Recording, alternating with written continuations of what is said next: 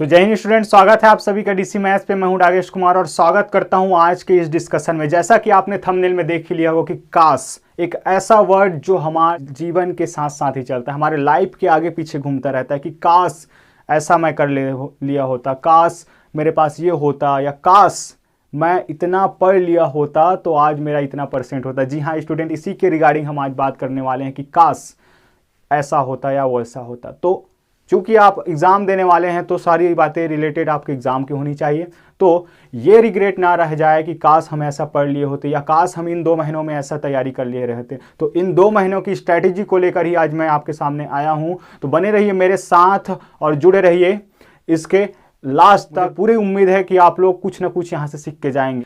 लेकिन इतना डेफिनेटली कह सकता हूँ स्टूडेंट कि अगर आपने अपना आने वाले कुछ मिनट मेरे साथ गुजारा तो कुछ ना कुछ सीख के जाएंगे। और आपका क्वेश्चंस को देखने का नज़रिया, जी हाँ, क्वेश्चन को देखने का नज़रिया, उनके पैटर्न्स को देखने का नज़रिया बदल जाएगा।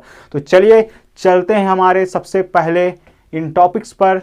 और मैं यही बता दूं कि हिंदी माध्यम के विद्यार्थी ये ना समझे कि उनके लिए नहीं है। जी हाँ, मैं इंग्लिश ही चलता है, जैसा कि आप लोगों ने वीडियोस देखे होंगे, तो सबको मैं एक्सप्लेन करने वाला हूँ। बने रहिए, साथ रहिए। सबसे पहला अगर मैं स्टेप देखूँ तो यहाँ 2 कैटेगरी में बनाना चाहूँगा। ये वो जो पढ़ाई कर चुके हैं, वो जो पढ़ाई करना स्टार्ट करने वाले हैं। जी हाँ, जिन्होंने अभी तक पढ़ाई नहीं की, पिछले माह निकल गया, साल निकलने वाला है और जिसने पढ़ाई नहीं की है वो। तो सबसे पहला आपका होना चाहिए ये जो सिलेबस है स्टूडेंट, पहला पॉइंट, ये जो सिलेबस है वो आपका कंप्लीट होना चाहिए। चाहे सब्जेक्ट किसी का भी हो, मैथ हो, इंग्लिश हो, साइंस हो, सोशल साइंस हो, जो कुछ भी हो, सबसे पहला काम है आपका जो सिलेबस वो कंप्लीट होना चाहिए। और लगभग सारी स्कूलों में अभी तक कंप्लीट हो जाता है। तो सिलेबस आपका कंप्लीट हो जाना चाहिए। तो इस सिलेबस होता क्या है अगर देखें तो, कईयों को अगर नहीं पता होगा, तो सिलेबस वो होता है जहाँ से आपको ये पता होता है स्टूडेंट कि कितना पढ़ना है आपको और किसको पढ़ना है। सबसे मेन चीज़ किसको पढ़ना है वो बताता है आपका सिलेबस। और सिलेबस, अगर आप युद्ध की तैयारी कर रहे हैं, बोर्ड एग्जाम देने की तैयारी कर रहे हैं और आपके पास अस्त्र शस्त्र अर्थात साधन ही नहीं है, इक्विपमेंट नहीं है, तो आप कैसे युद्ध करने जा रहे हैं। तो सिलेबस वो इक्विपमेंट्स हैं जिनसे आपको पता चलेगा कि किनको चलाना है और किनको नहीं चलाना है, किनको ज़्यादा शार्प करना है, किनको कम रखना है, ये सब बताएगा आपका सिलेबस। अगला पॉइंट है आपका ब्लूप्रिंट। वैसे तो इसको फर्स्ट में होना चाहिए, लेकिन मैंने रखा इसको सेकंड नंबर पे, क्योंकि जैसे ही आप स्कूल में जाते हैं, चाहे किसी भी क्लास में हो, 9 से लेकर 12 तक, आपको ये बताया जाता है कि सबसे पहले आपके कॉपी के फर्स्ट पेज पे क्या होना चाहिए, आपका ब्लूप्रिंट होना चाहिए स्टूडेंट, ताकि आपको ये पता हो कि किस सेक्शन से, जी हाँ, किस सेक्शन से आपका कितने मार्क्स का क्वेश्चन आने वाला है। तो चलिए, पहली थिंग कि पहली बात तो ये आपका सिलेबस होना चाहिए कंप्लीट, आपका सिलेबस होना चाहिए कंप्लीट। आगे हम बढ़ेंगे, साथ ही साथ ये हो गया सिलेबस कंप्लीट। हम ये मान के चल रहे हैं कि आपका सिलेबस कंप्लीट हो चुका है। अब बारी है आपको ब्लूप्रिंट देखने की। ब्लूप्रिंट आपने देख ली, ब्लूप्रिंट एनालाइज कर लिया आपने, ब्लूप्रिंट एनालिसिस हो चुकी है आपकी। ये मैंने मैथ क्लास 10th मैथ का ब्लूप्रिंट लगाया है। अब इसको एनालाइज कैसे करना है, जी हाँ, कईयों को तो यही नहीं पता कि इसको देखा कैसे जाता है। तो देख लीजिए, जैसे अगर मैं बीजगणित अलजेब्रा की बात करूं तो यहाँ टोटल मार्क्स 20 मार्क्स का पूछा जाता है स्टूडेंट। जी, 20 मार्क्स का पूछा जाता है। और कैसे डिवाइड रहता है, इसमें से 1 मार्क का आपका 4 क्वेश्चन आने वाला है, 2 मार्क्स का 2 क्वेश्चन आने वाला है, वैसे ही 3 मार्क्स का 2 और 4 मार्क्स का यहाँ से कोई भी क्वेश्चन नहीं आने वाला, 5 का भी नहीं, और 6 मार्क्स का, जैसा कि आपको पता होगा कि 10th बोर्ड एग्जाम में आपको 2 जो है 6 मार्क्स के क्वेश्चन पूछे जाते हैं, उनमें से एक जो है आपका इस सेक्शन से निकलने वाला है। टोटल आपका क्वेश्चन 5 आने वाला है। इस तरह से आपको एनालाइज करना है। इसी तरह ये पूरा सब्जेक्ट बना हुआ है, सारे यूनिट से कितने आने वाले हैं उसके बारे में। अब बारी है आपकी question paper analysis, PYQP analysis and highlight questions in your notebook और बुक। मतलब कि पिछले साल में, पिछले वर्षों में किस तरह के क्वेश्चन पूछे जा रहे हैं, पैटर्न्स पर सबसे ज़्यादा मेरा फोकस रहता है। मैं हमेशा स्टूडेंट को ये समझाता हूँ कि आप क्वेश्चंस की तैयारी करने के साथ साथ उन पैटर्न्स को भी देखें। जी स्टूडेंट, जो बोर्ड एग्ज़ाम पूछना चाहता है, जो बोर्ड एग्ज़ाम पूछना चाहता है। आप पढ़ रहे हैं, सभी को मानता हूँ आप पूरा कर सकते हैं, लेकिन उस पूरे का क्या मतलब जिसमें आप पूरा डिप्रेस हो जाएं और आप सभी को आप पूरा पढ़ रहे हैं। तो स्मार्ट स्टडी कीजिए ताकि आप कम समय में ज़्यादा पा सकें। तो ये बताएगा आपका ब्लूप्रिंट कि किससे कैसे पढ़ना है। उसके बाद पैटर्न्स बताएगा ये जी। पैटर्न्स कौन बताने वाला है? पैटर्न बताने वाला है आपका previous year question paper. Previous year question paper, पुराने साल के क्वेश्चन बैंक उठाइए और आप देखिए कि किस तरह के क्वेश्चन पूछे जा रहे हैं।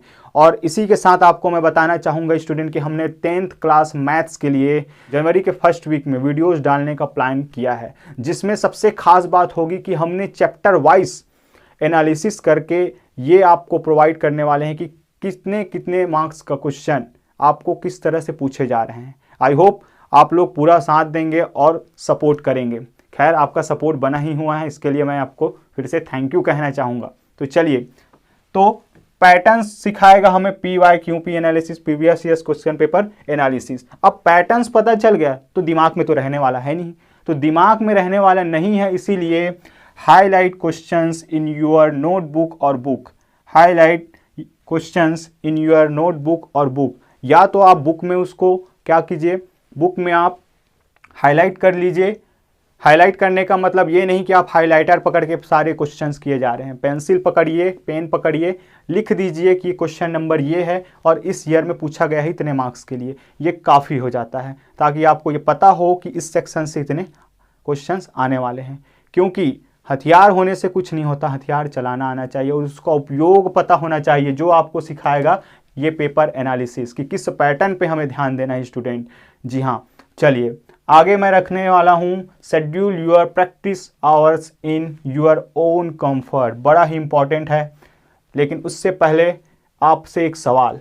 इन तीनों को हमने देख चुका है, तो आपसे एक सवाल कि इस विंटर वेकेशन के ये जो पिछले 3 दिन बीत चुके हैं, इसमें आप लोगों ने क्या किया है? कमेंट करके ज़रूर बताइएगा आपने क्या क्या किया है ज़रूर, क्योंकि ये जो आपका विंटर वेकेशन है स्टूडेंट, घूमने के लिए नहीं है। एक दिन आप घूम सकते हैं माइंड फ्रेश के लिए, लेकिन मैं कहना चाहूँगा कि ये समय आपका दोबारा वापस नहीं आने वाला। तो आपको क्या करना है, इस विंटर के जो विंटर सीजन में जो आपका ये वेकेशन का है, उसको आपको जो 3 दिन बचा हुआ है उसको अच्छे से यूज़ करना है। और इसके लिए मैं कहना चाहूँगा कि आप ये वाला काम करिए। प्रोजेक्ट वर्क मिले होंगे तो आप साथ ही साथ ये वाला काम कर लीजिए कि पेपर एनालिसिस करके आप पूरा मार्क कर दीजिए अपने बुक में कि किस सेक्शन से किस तरह के क्वेश्चन पूछे जा रहे हैं। तो ये हो जाएगा आपका, कम से कम आपका लोड कम हो जाएगा। आपको जनवरी में पूरा प्रैक्टिस पे ध्यान देना है पूरा। और सबसे इम्पॉर्टेंट सेक्शन की अपने प्रैक्टिस आवर्स को आप शेड्यूल कर लीजिए अपने अनुसार, अपने कंफर्ट के अनुसार। ये बड़ा ही इम्पॉर्टेंट है और इसके पीछे मैं यही कहना चाहूँगा कि हर स्टूडेंट का आता है कि प्रैक्टिस आवर्स कैसे किया जाए, कैसे किया जाए। तो मैं कहना चाहूँगा स्टूडेंट कि जो आपका टाइम टेबल है वो आपका होना चाहिए, किसी और का नहीं, क्योंकि आपसे बेहतर आपको कोई नहीं जान सकता। तो आप जिस टाइम पे ज़्यादा कंफर्टेबल महसूस करते हैं, जिस सब्जेक्ट के लिए ज़्यादा आपकी रुचि बनती है, इंटरेस्ट जगता है, आप उस पे फोकस कीजिए, उनको देखिए कि किस समय पे आपको ज़्यादा अच्छा लगता है। तो आप उसके अनुसार इसको एनालिसिस करके अपने आप को डिज़ाइन कीजिए, अपने शेड्यूल को। क्योंकि स्टूडेंट अगर देखा जाए तो जो नेचर का माना जाता है, जो हमें बताया जाता है कि 10 से 4 मतलब 10 बजे सो जाइए रात में और 4 बजे उठ जाइए, ये गोल्डन आवर्स है। लेकिन इसके साथ साथ अपना खुद का गोल्डन आवर्स है, ये देखना कि हम कितने टाइम पे ज़्यादा प्रोडक्टिव महसूस कर रहे हैं, हम कितने टाइम पे ज़्यादा प्रोडक्टिव महसूस कर रहे हैं। तो आप उस टाइम पे अपने उन सब्जेक्ट को पढ़िए जो आपको लगता है कि जिनमें ज़्यादा फोकस करने की आवश्यकता है। आप अपने गोल्डन आवर्स में अपने गोल्डन आवर्स में अपने स्वर्ण काल में जिस समय आप ज़्यादा प्रोडक्टिव महसूस करते हैं, अपने वीक पार्ट पे ध्यान दीजिए। मेरा मतलब सब्जेक्ट से है। आप वीक पार्ट पे ध्यान दीजिए कि कौन सा सब्जेक्ट पे आपको ज़्यादा ध्यान देने की आवश्यकता है। इसके साथ ही और बहुत सारे पॉइंट्स हो सकते हैं जिनको आपको करना चाहिए। अगर आपको लगता है कि किसी सेक्शन में आपको कुछ गड़बड़ी हो रही है या लगता है कि कहीं आपको और गाइडेंस की आवश्यकता है, तो आप ज़रूर हमें बताइए, और इसलिए भी बताइए कि हम भी सीख पाएँ कि आपके मन में क्या चल रहा है, आप किस तरह से इस एग्ज़ाम को लेने वाले हैं। क्योंकि पिछले जो कोरोना काल में है बच्चों, आप स्टूडेंट्स एग्ज़ाम नहीं दिए हैं, और इसलिए हम देख पा रहे हैं कि कई स्टूडेंट हैं जिनको बहुत सारी दिक्कतें फेस करने को मिल रही हैं, क्योंकि उन्हें पता ही नहीं है कि कैसे किस तरह के क्वेश्चन पूछे जाते हैं। तो आई होप आप लोगों ने इसको समझ लिया होगा। मैं एक बार फिर से इसके एक महत्वपूर्ण बिंदु पर चर्चा करने वाला हूं कि आपको पढ़ना कैसे है।